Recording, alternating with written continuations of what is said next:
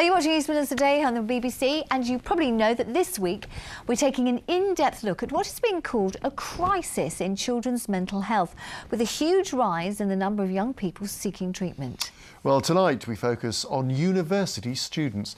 BBC figures have shown that the number of young people seeking mental health support while studying at university has increased by more than 50% in 5 years. Sarah Teal has more. The BBC received figures from 83 universities, which revealed that the number of students seeking help rose over the last 5 years from almost 51,000 to more than 78,000, an increase of more than 50%. Meanwhile, a different survey from 2016 showed that 27% of students reported having a mental health problem. Anxiety and stress are commonplace, with 6 in 10 students saying that levels of stress affected their day-to-day lives, and 71% saying work from university was their main source of stress. I've been to Loughborough University to find out what support is on offer and spoke to one student about how he coped when he was diagnosed with a mental health condition. Rahul first started experiencing mental health problems during his A-levels, but things came to a head when he started Loughborough University. At the start of my second year, I went through a really bad spell which was triggered by the breakdown of a personal relationship. My attendance dropped completely off the map, and my school said, look, we think there's a problem, we're going to put you on leave of absence from studies, and then signposted me to all the university services. Rahul realised he needed to seek professional help, but then he faced long delays. What's it like actually being told you need to wait 6 months before you can see anybody? It was incredibly frustrating because obviously I was still experiencing the symptoms of the initial diagnosis and not really knowing what it was or how to deal with it. I used to get quite irritable a lot of the time. So because I pushed for it, I was able to see a consultant psychiatrist who gave me my diagnosis of bipolar type 2. So I was actually fast-tracked quite a lot. But waiting months on end for the right treatment is a problem facing many students, like Alana. If it's quite severe, you obviously need help there and then, whereas I feel like if I'd have broken my leg, I'd get help straight away. It's very much an everyday struggle, and so to have to wait 6 months to get help isn't particularly great, in my opinion. We have students wait up to 2 years. They may have graduated by the time they've got to the top of that waiting list. Now, for me, that's wholly inadequate. When a young person reaches 18, treatment is moved from children to adult mental health services. Universities provide their own wellbeing programmes.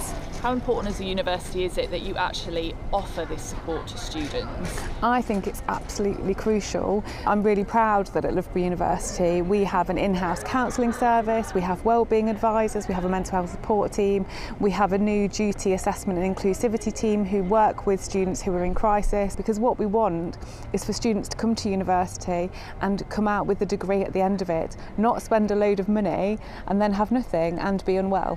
Student mental health has been highlighted in the wake of 11 students at the University of Bristol taking their own lives since 2016, including Natasha Abrahart from Nottingham. Loughborough Students' Union campaign for better mental health support. I think with the rising fees, there's been an increased financial pressure. I think the rising cost of university and living costs as well, it's costing more and more. There is a pressure from the department and to make sure that you are achieving the grades that you want, and pressure on yourself, and I think that all has a very detrimental impact on your mental health. It's very intense. When you first come to uni, obviously you're really worried about kind of making friends. Now you're going to find people that you can be yourself with, and you're away from home, you've got to cook and actually survive. It's a bit worrying. I think there's huge pressure on exam period, and you have to spend all your time revising, and next thing you know you're just terrified because you've got exams, and that really builds up a lot of stress and pressure around. Rahul is now president of the Students' Union before he resumes studies next year.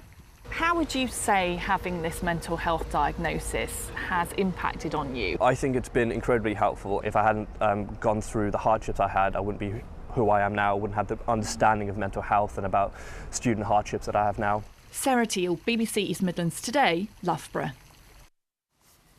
Well, let's speak now to Jonathan Darnsey, who is from the University of Leicester. Good evening. Now, you manage a team, I understand, which supports 1,800 students at the university.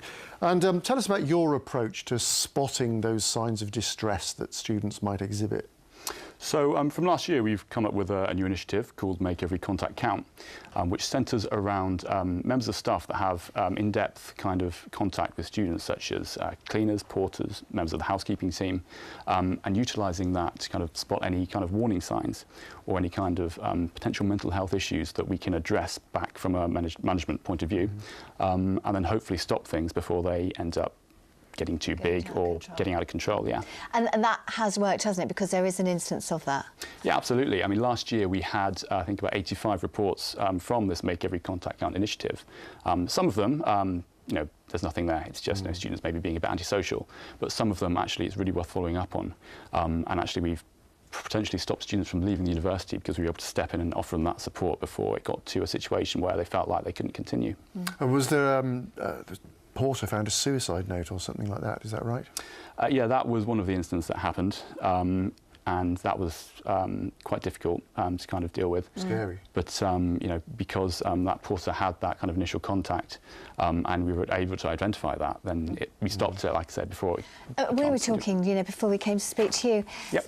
What is it now? Is it because there are more financial problems? Is it worse for students than it was? Yes, I think it is. I mean, financial problems is one thing. We do get a few inquiries from students who are struggling with their finances. Maybe they can't afford, you know, the bus into university, or they're worried about paying their accommodation fees. There's also quite a lot of pressure from social media, and that kind of reaches out to all aspects of the university. It's everywhere, isn't it? From a social point of view, you know, even on your course, you'll get things on social media. Okay. Well, it's great what you're doing at Leicester, so, you know, thank you very much indeed for talking to us. Thank you, Jonathan.